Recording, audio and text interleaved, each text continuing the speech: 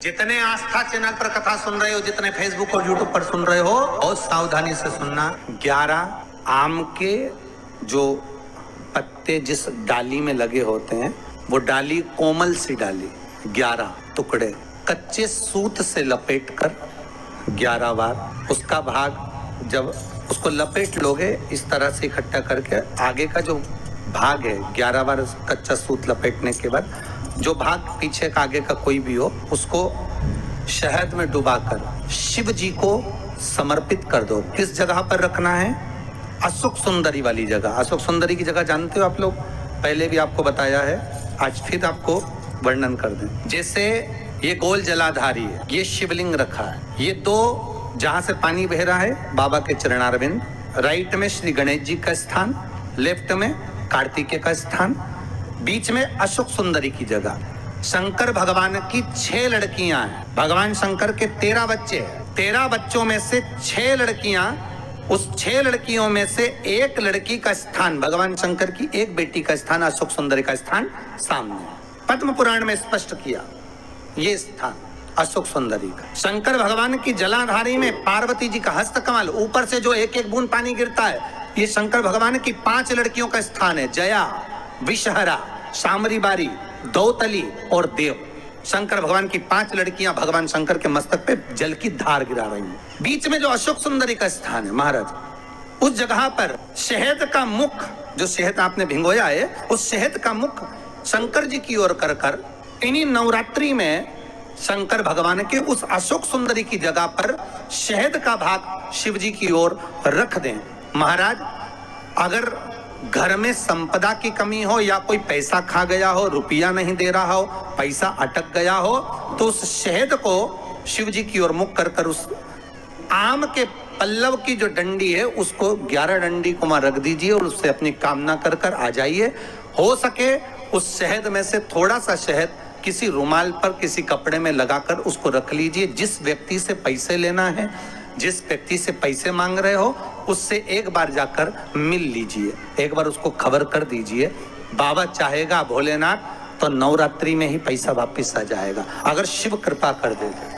ये बाबा की करुणा। आम का पल्लव कोई साधारण नहीं जिसको कलश के ऊपर रखा जाता है, शिव की कृपा। जिस आम के पेड़ पर स्वयं कामदेव चढ़कर भगवान शंकर के तीसरे नेत्र द्वारा जलकर भस्म हो जाते हैं, वो आम का पेड़ साधारण नहीं हो सकता। मान लो कोई काम आपका अटक रहा है और वो काम नहीं हो रहा, मान लो वो काम नहीं हो रहा, वो काम नहीं हो रहा, बहुत दिनों से आप प्रयास कर रहे हो और काम अटका पड़ा हुआ है, तो प्रयास करना, जल के पात्र में थोड़ा सा शहद, गंगा जल उसमें डालकर, पात्र में जल लेकर उसमें थोड़ा सा शहद, गंगा जल डालकर भगवान शंकर को कुंदकेश्वर महादेव के नाम से, कौन से महादेव?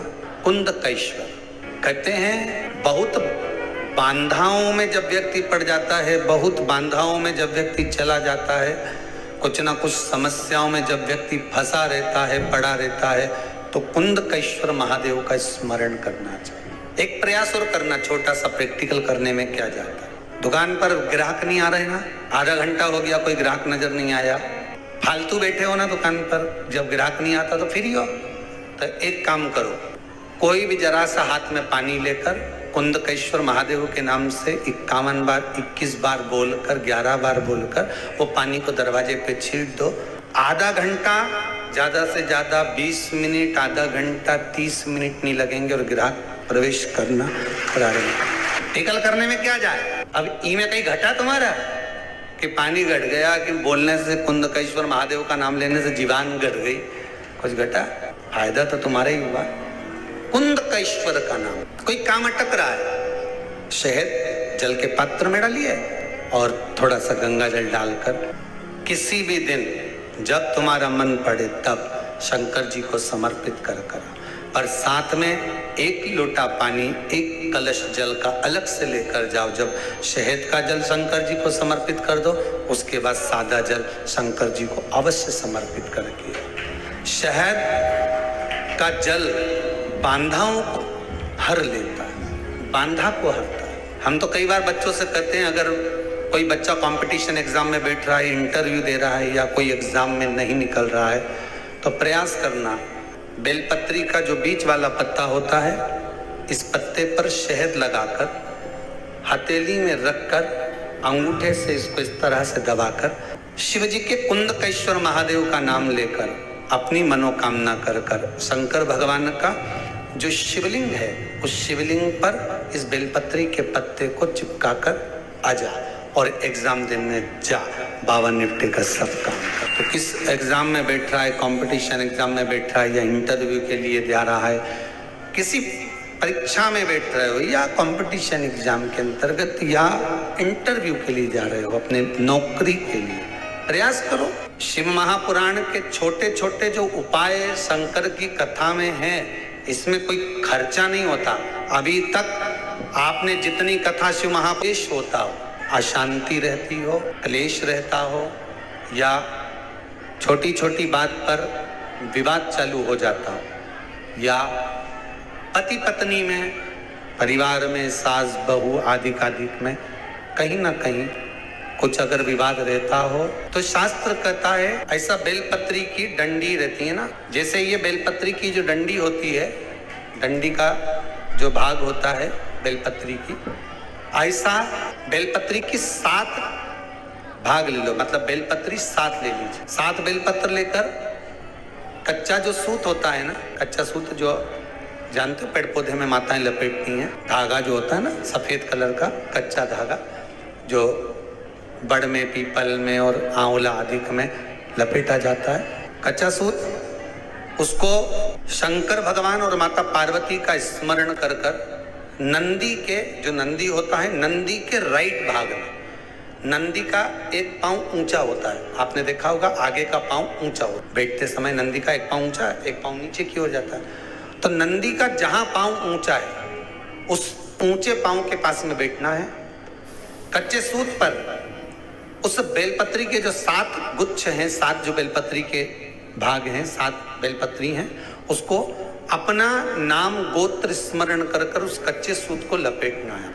लाल कलर का चंदन उस बेलपत्री के पत्ते में जो अग्रभाग होता है, सबसे आगे का भाग, 7 में लाल चंदन लगाना है।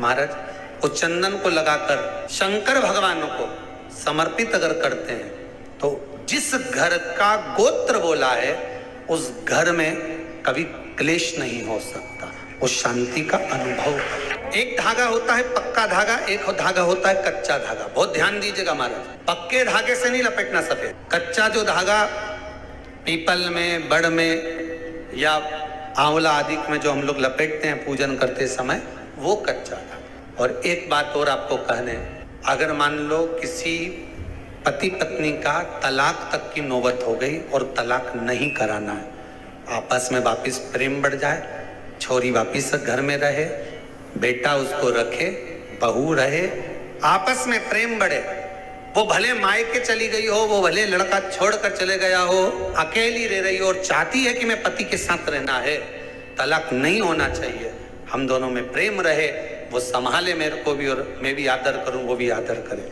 तो मेरा निवेदन है, कच्चा जो सूत होता है, कच्चा जो धागा होता है, नंदी के ठीक पीछे बैठकर कोई साथ में आपका परिवार का कोई व्यक्ति चले जाए और हस्तकमल को, जिसको अपने परिवार में वापिस रहना है, उस स्त्री हो या पुरुष हो, दोनों में से कोई भी नंदी के पीछे बैठकर, उस दिन नंदी के पीछे बैठकर हाथ को ऐसा बंद करना है, हाथ में एक बेलपत्री रखना है, सीधी बंद कर कर 7 बार उस हाथ पर कच्चा सूत लपेट देना है, उस सूत को वापस निकाल लेना है, बेलपत्री के साथ में, और बेलपत्री को तो अपने पास में रखना। सबसे पहले माता पार्वती का जो हस्तकमल ऐसा होता है शिव मंदिर में, उस हस्तकमल में वो सूत जो आपके हाथ से निकला है वो उसमें डाल देना है, माँ जगत जननी से प्रार्थना कर कर, और जो बेलपत्री आपने संबंध को जोड़ने के लिए अपने हाथ में ली है वो शंकर भगवान के कटी भाग में, फिर निवेदन करूंगा कटी भाग को समझ लीजिए, ये शिवलिंग रखा है, जहां पर शंकर भगवान का शिवलिंग, माता पार्वती जी के हस्त कमल पर जो शिवलिंग रखा है, ये भाग कटी भाग कहलाता है। इस जगह पर जहां शंकर और पार्वती का मिलन हुआ है उस जगह पर उस बेलपत्री को रख देना। महाराज ज्यादा से ज्यादा 3-4 महीने लगते हैं, दोनों में वापस प्रेम बढ़ जाता है, दोनों एक हो जाते हैं। तलाक तक बात चल भी रही हो तो तलाक समाप्त हो जाता, प्रेम, करुणा, आसक्ति, स्नेह बढ़ जाता, संबंध टूटने की कतार पर। एक बार माता पार्वती को समर्पित तो करो अपना संबंध कि माँ अब तुझे नहीं भाना। माना मैंने अपशब्द कह दिया होगा, माना मेरी गलती होगी, थोड़ी गलती उनकी भी होगी, पर दोनों की गलती है माँ, अब इस संबंध को तुझे निभाना। जब कच्चा सूत माता के हाथ में रखो तब माता को विनती करना, इस संबंध की डोरी अब तेरे को दे दी।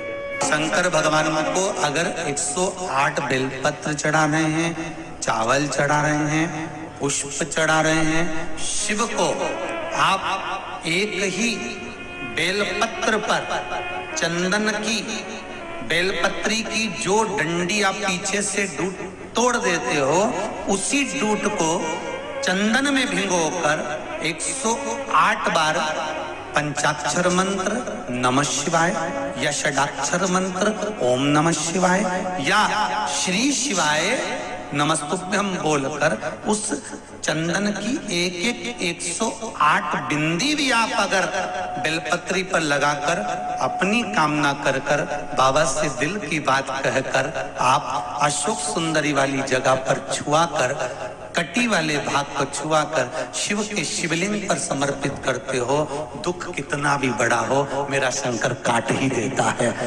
काट ही देता है। आप अगर चंदन हाथ से 108 बार लगाओगे तो कहीं दिखेगा ही नहीं, लगेगा एक ही जगह लगता है।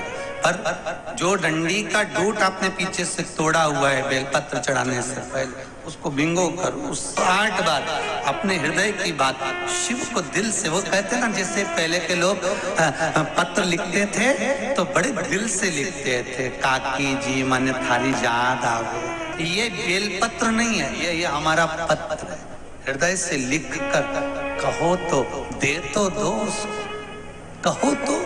श्री शिवाय नमस्तुभ्यम, सब बोलिए एक बार जमकर, श्री शिवाय नमस्तुभ्यम। प्रैक्टिकल जरूर करना, कहीं सियोर वाला महाराज झूठ तो नहीं बोल रहा। शास्त्रों की बातें हमारे जीवन में हमें सुख प्रदान करे, इसलिए इस भाव का आनंद करते हुए आज की कथा को विराम देते हैं। श्री शिवाय नमस्तुभ्यम। हर हर महादेव। मित्रों, वीडियो पसंद आए चैनल को लाइक करें, सब्सक्राइब करें, शेयर करें। कमेंट बॉक्स में श्री शिवाय नमस्तुभ्यम हर हर महादेव अवश्य लिखें। ज़रूरतमंदों के साथ शेयर करें ताकि उन्हें भी उपाय का लाभ मिल सके।